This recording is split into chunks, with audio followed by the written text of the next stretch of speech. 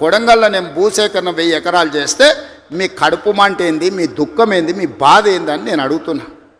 ఇదా న్యాయం? ఇదా ప్రభుత్వాన్ని నడిపినోడు మాట్లాడేది? ఈ విధానం ఉంటే రాష్ట్రం అభివృద్ధి చెందుతుందా? నేను అడుగుతున్న ఈ వేదిక మీద నుంచి తెలంగాణ రాష్ట్ర రైతాంగాన్ని, ఎవరో ఒకరు భూమి కోల్పోవాల్సిందే. అభివృద్ధి జరగాలంటే భూసేకరణ జరగాల్సిందే. భూసేకరణ జరిగితే ఎవరో ఒకరు భూమి కోల్పోవాల్సిందే. ఎవరు ఇష్టంగా భూమి ఇవ్వరు. కానీ బాధలో ఉన్న రైతుకు నష్టపరిహారం అత్యధికంగా ఇవ్వడం ద్వారా ఆ రైతును మనము ఆదుకోవాలి. ఇవాళ ఎక్కడైతే భూసేకరణ జరుగుతుందో భూసేకరణ చట్ట ప్రకారం వాళ్ళకి ఎక్కువ ఇవ్వలేకపోతున్నాం. నేను చీఫ్ సెక్రటరీ కలెక్టర్లకు ఆదేశాలు ఇచ్చిన, ఆ ప్రాంతాలలో భూముల విలువ 3 అంతలు పెంచండి. అప్పుడు వాళ్ళ భూమికి ఊర్లో 10 లక్షలు ఇస్తే మనం 30 లక్షల నష్టపరిహారం ఇస్తే ఆ రైతు సంతోషంగా ముందుకొచ్చి భూమి ఇస్తాడు. శాశ్వత అభివృద్ధి కోసం రాష్ట్ర పునర్నిర్మాణంలో త్యాగం చేస్తున్న భూ యజమానులను, వాళ్ళు దళితులు, గిరిజనులు, బలహీన వర్గాల వాళ్ళు ఉంటారు. చిన్న చిన్న భూములు ఉంటాయి, కుటుంబంలో 5-6 మంది ఉంటారు. వాడు అసూటనో ఇసూటనో పోయి భూమి కొనుక్కోవాలంటే నష్టపరిహారం అత్యధికంగా ఇవ్వాలని చట్టాన్ని సవరించమని వాళ్ళు నేను ఆదేశాలు ఇచ్చిన. నేను అడుగుతున్న మిత్రులారా, నల్లమల అడవుల్లో నుంచి ఒక గ్రామీణ ప్రాంతంలో వ్యవసాయ కుటుంబం, ఒక రైతు బిడ్డగా జిల్లా పరిషత్ మెంబర్ నుంచి ముఖ్యమంత్రికి వచ్చిన, నాకు తెలియవా కష్టాలు? భూమితో ఉన్న సెంటిమెంట్ నాకు తెలియదా? భూమి మన ఆత్మగౌరవం అన్న సంగతి నాకు తెలియదా? గ్రామంలో మన గుర్తింపు, మన గౌరవం, మన ఆత్మగౌరవం, ఊరిలో మనకున్న భూమి, మనం చేసే వ్యవసాయము. ఎన్నెట్ల నాగలి కడతాడు అని అంటే వెనకటికి పిల్లనిచ్చేటోళ్ళు, 20 జతలు ఎట్లు నాగలి కడతాడు అని అంటే వాళ్ళకి పిల్లనిచ్చేటోళ్ళు. భూమి లేనోనికి పిల్లని ఇవ్వాలంటే 10 సార్లు ఆలోచన చేసేటోళ్ళు.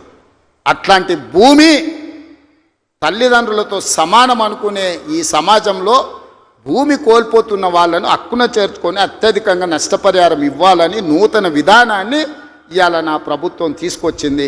నా మంత్రివర్గ సహచరులు మీరు ధైర్యంగా ముందుకు వెళ్ళండి అని చెప్తున్నారు. నష్టపరిహారం అత్యధికంగా మేము ఇచ్చి భూమి తెచ్చి పరిశ్రమలు నెలకొల్పాలంటే ఇవాళ వాళ్ళు అడ్డం పడుతున్నారు. తెలంగాణ సమాజమా, మీరు ఆలోచన చెయ్యండి. ఇది మన తెలంగాణకు మేలు చేస్తుందా? ప్రతి సంవత్సరం 1,10,000 ఇంజనీరింగ్ స్టూడెంట్లు ఇంజనీరింగ్ పూర్తి చేసుకొని బయటకు వస్తారు. వాళ్ళ ఉద్యోగ ఉపాధి అవకాశాలు ఎట్లి వాళ్ళో మీరు ఆలోచన చేయండి.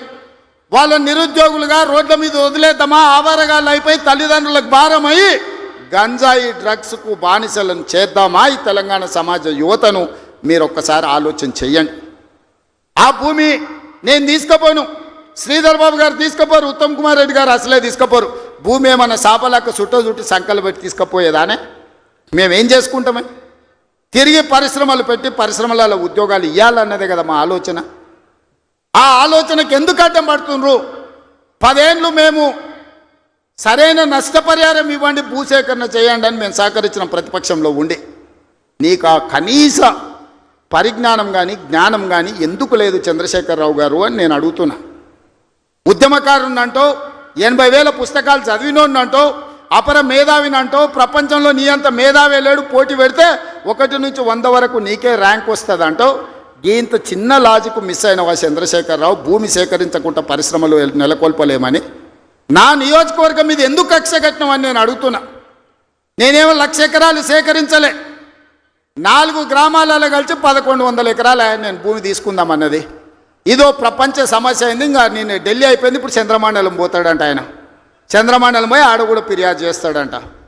నువ్వు ఆడ తిరిగి వచ్చినా కుట్ర చేసినందుకు మాత్రం ఊసలు లెక్క పెడతావు కేటీఆర్, నువ్వు అది గుర్తుపెట్టుకో. చూస్తూనే ఎంత గుర్తుపోయి ఎగరని అని. ఉయ్యాల ఎంత ఊగినా అక్కడనే వచ్చి ఆగాలి, తెలుసు కదా. ఉర్రికి అటు ఊగొచ్చు, ఉర్రికి ఇటు ఊగొచ్చు. ఉయ్యాల ఆగాల్సి వచ్చినాడు మధ్యలోనే ఆగుతుంది. యాడ్ కురుకుతాడు, ఎంత దూరం ఉరుకుతాడు. ఉరకని అని చూస్తున్నా, ఉరుకులాట ఏందో చూద్దాం కేటీఆర్ దాని. అందుకే మిత్రులారా, ఈ తెలంగాణ రాష్ట్రాన్ని అభివృద్ధి చేసుకుందాం. రాజన్న సిరిసిల్ల అభివృద్ధి కోసం నిధులు ఇచ్చినాం. ఇవాళ మీ ప్రాంత అభివృద్ధి మా బాధ్యత. 10 సంవత్సరాలలో ఈ తెలంగాణను ఒక గొప్ప అద్భుతమైన అభివృద్ధి చెందిన రాష్ట్రంగా తీర్చిదిద్దుకుందాం. తెలంగాణ రైజింగ్.